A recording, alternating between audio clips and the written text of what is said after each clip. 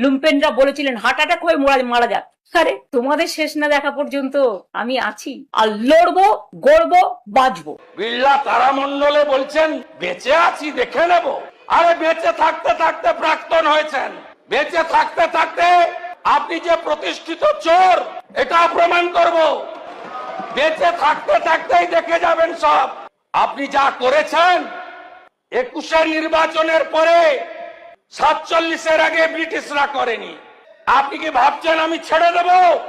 কিছু মামলা সিবিআই, দরকার হলে সিবিআই কাছে লিখব যে আবার আমাদের দিয়ে দিন।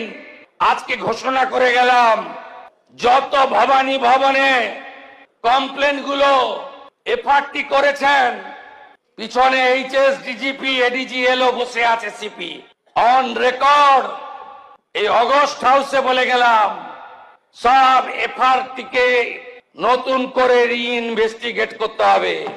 অনেক এফআইআর করেছেন, আমি ধন্যবাদ জানাবো পুলিশকে। অনেকগুলো এফআইআর তারা করেছেন, গ্রেপ্তারও হয়েছে। 2021, 23, 24 1955টি নতুন ফৌজদারি মামলা নথিভুক্ত হয়েছে। 2404 জন অভিযুক্তকে গ্রেপ্তার করা হয়েছে। তার মধ্যে 420 জন বাহুবলী হিস্ট্রি শিটার রয়েছেন। গুন্ডা দমন অ্যাক্ট এনেছি ভবিষ্যতের বাংলাকে সুরক্ষিত করার জন্য।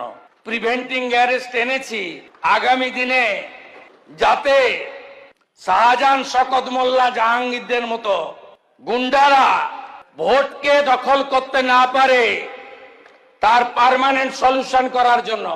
ভোটে লড়ুন, কোথায় থাকবেন দেখবেন। ফলতার মতো দূরবীন লাগবে খুঁজতে, দূরবীন লাগবে। কালকে অনেক বড় বড় কথা বলেছেন, আয় শুভেন্দু অধিকারী, আয় অমিত শাহ। কি বলেছিলেন? ডিজে বাজাবেন। 4 তারিখে অমিত শাহ যেন রাজ্যে থাকে। ডিজে বাজিয়ে দিয়েছে বাংলার লোকেরা।